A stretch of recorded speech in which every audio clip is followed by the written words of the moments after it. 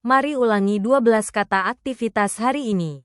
起きる、寝る、食べる、行く、飲む、見る、聞く、読む、書く、買う、帰る、遊ぶ。皆さん、こんにちは。今日はいかがですか？今日も一緒に日本語を勉強しましょう。Hari ini kita belajar 12 kata kerja untuk aktivitas sehari-hari. Kamu akan mengenali arti, nuansa, dan perubahan bentuk dasarnya. Perhatikan kata-kata ini karena semuanya sering dipakai saat menceritakan rutinitas.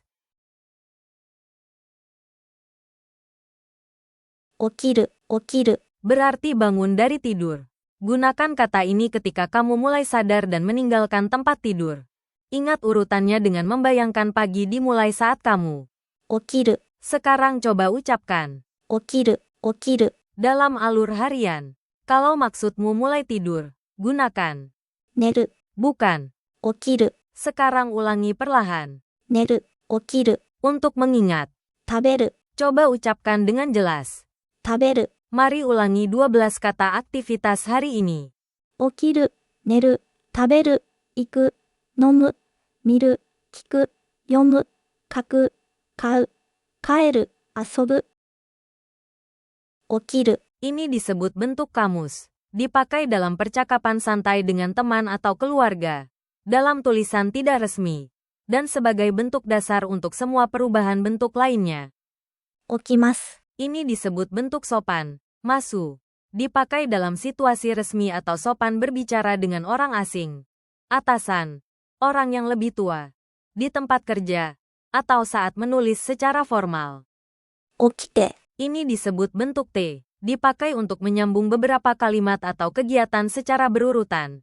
Membuat permintaan dengan menambahkan kudasai. Atau memberi izin dengan menambahkan moi desu.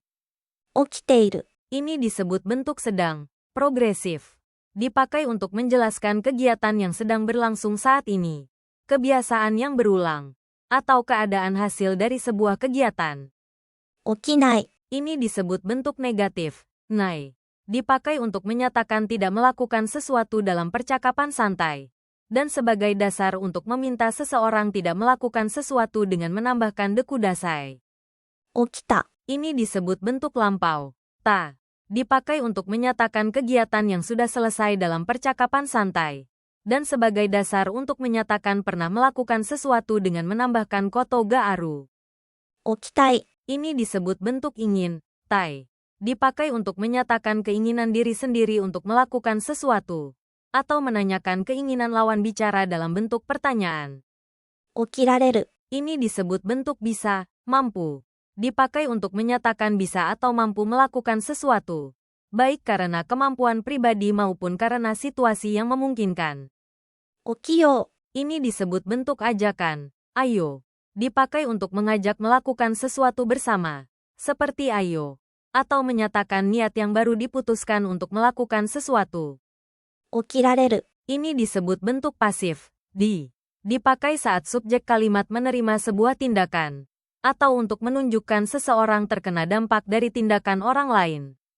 起きさせる。 Ini disebut bentuk kausatif, menyuruh, membiarkan. Dipakai untuk menyatakan menyuruh seseorang melakukan sesuatu. Atau membiarkan atau mengizinkan seseorang melakukan sesuatu.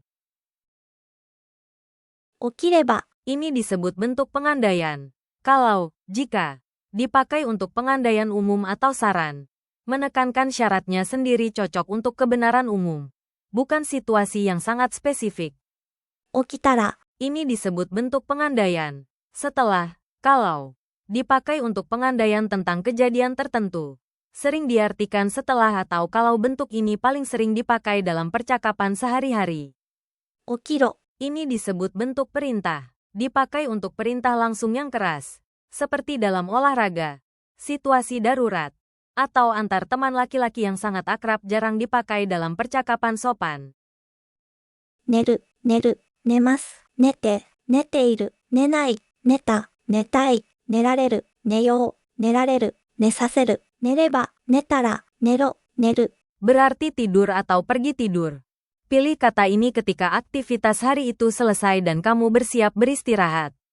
寝る。 Berlawanan dengan 食べる、食べる、食べます、食べて、食べている、食べない、食べた、食べたい、食べられる、食べよう、食べられる、食べさせる、食べれば、食べたら、食べろ、食べる。 berarti makan. Gunakan kata ini saat kamu memasukkan makanan ke mulut atau menikmati waktu makan.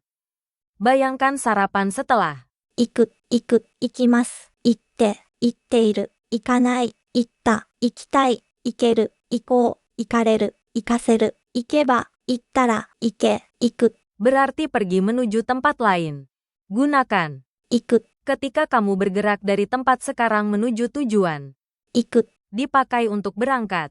Sedangkan 帰る、 dipakai untuk kembali ke rumah atau tempat asal. Jika arah geraknya menuju tempat asal, mengganti 行く、 dengan 帰る、 membuat maknanya menjadi pulang. Sekarang coba ucapkan. 行く、飲む、飲む、飲みます。飲んで、飲んでいる、飲まない、飲んだ、飲みたい、飲める、飲もう、飲まれる、飲ませる、飲めば、飲んだら、飲め、飲む。 Berarti minum, terutama untuk air atau minuman. 3 aktivitas lain adalah melihat, mendengar, dan membaca. Kata untuk melihat adalah 見る、 mendengar adalah 聞く、 dan membaca adalah 読む、 bayangkan kamu 飲む、 minuman, 見る、 gambar, 聞く、 suara, lalu 読む、 buku. Ulangi berurutan. 飲む、見る、聞く、読む。 Sekarang lihat rangkaian aktivitas singkat dalam suasana sehari-hari. Ingat bahwa 書く、 berarti menulis, 買う、 berarti membeli, 帰る、 berarti pulang, dan 遊ぶ、 berarti bermain. Kembali ke papan. Lalu cek sendiri arti setiap kata. Mari ulangi 12 kata aktivitas hari ini. 起きる、寝る、食べる、行く、飲む、見る、聞く、読む、書く、買う、帰る、遊ぶ。 Bangun, tidur, makan, pergi, minum, melihat, mendengar, membaca, menulis, membeli, pulang, dan bermain. Latih kembali kata-kata ini saat menceritakan rutinitasmu. Sekian pelajaran hari ini. Kalau ada yang kurang tepat atau ingin bertanya, silakan tulis di kolom komentar. Kalau video ini bermanfaat, jangan lupa like, komentar, subscribe, dan share ya. Jangan lupa nyalain lonceng notifikasinya juga, biar nggak ketinggalan pelajaran berikutnya, ya. 見てくれてありがとう。また次回会いましょう。